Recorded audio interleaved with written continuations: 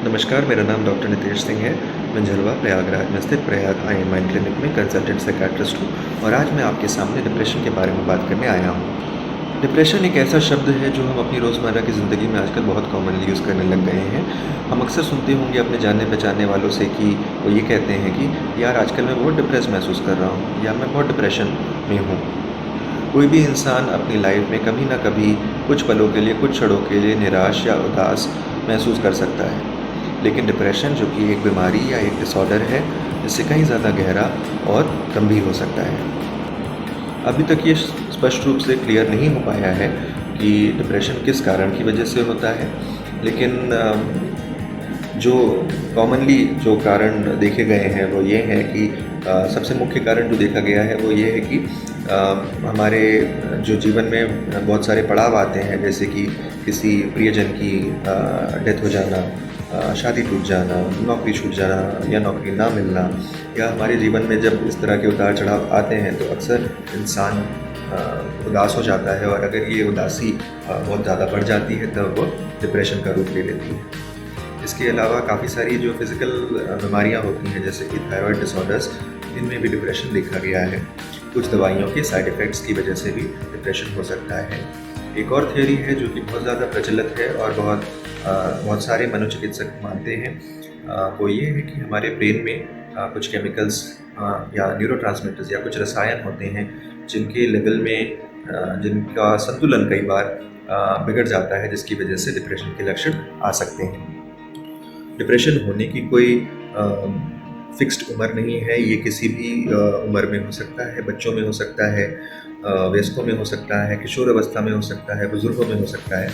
लेकिन जब हम अपने जीवन में बहुत ही चुनौतीपूर्ण पड़ाव या चुनौतीपूर्ण टाइम से गुजर रहे होते हैं, तब डिप्रेशन होने की संभावनाएं थोड़ी बढ़ जाती हैं।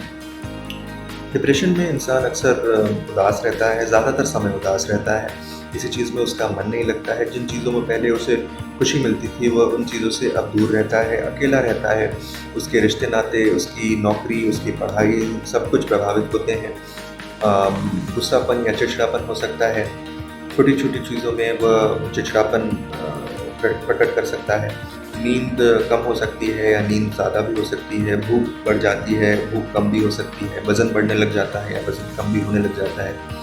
या कई बार इतने इस तरह के लक्षण होते हैं जब कि ऐसा लगने लग जाता है कि कोई गंभीर फिजिकल प्रॉब्लम हो रही है, लेकिन दरअसल ये एक डिप्रेशन का समय उदास रहता है।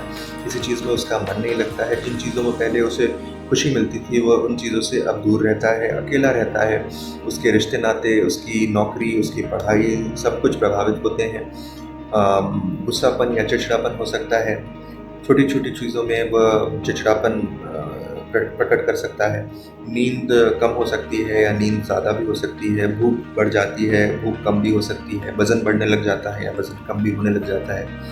या कई बार इतने इस तरह के लक्षण होते हैं जब कि ऐसा लगने लग जाता है कि कोई गंभीर फिजिकल प्रॉब्लम हो रही है, लेकिन दरअसल ये एक डिप्रेशन का ही हिस्सा होता है, जो इस प्रकार के लक्षण जब महसूस होने लग जाते हैं। आपको या आपके परिवार वालों को कभी भी इस प्रकार के अगर लक्षण महसूस हों, तो अपने आप को अकेला ना समझें। अपने किसी भी करीबी व्यक्ति से ये सारी चीज़ें डिस्कस करें, और अपने किसी नज़दीकी मनोचिकित्सक से ज़रूर परामर्श लें। डिप्रेशन का इलाज संभव है और आप पूरी तरह से इस चीज़ से बाहर निकल सकते हैं। सिर्फ दवाइयों की वजह से ही नहीं, काउंसलिंग की वजह से, थेरेपी की वजह से, और कई बार थेरेपी प्लस दवाइयाँ या काउंसलिंग प्लस दवाइयों की मदद से भी हम इस चीज़ से बाहर निकल सकते हैं। और आखिर में बस मैं इतना कहना चाहूँगा कि डिप्रेशन या फिर अन्य जो मनोरोग होते हैं, उनसे जुड़े जो स्टिग्मा हमारे समाज में देखी जाती है, हमें उसे तोड़ने की कोशिश करनी चाहिए। और अगर हम इस चीज़ से बाहर निकल चुके हैं, हम कभी अपने जीवन में डिप्रेशन या फिर और किसी मनोरोग से प्रभावित हुए थे और हम बाहर निकल चुके हैं, तो हमें और लोगों को प्रोत्साहित करना चाहिए कि वो इसके लिए मदद सीख करें, और इसका इलाज संभव है।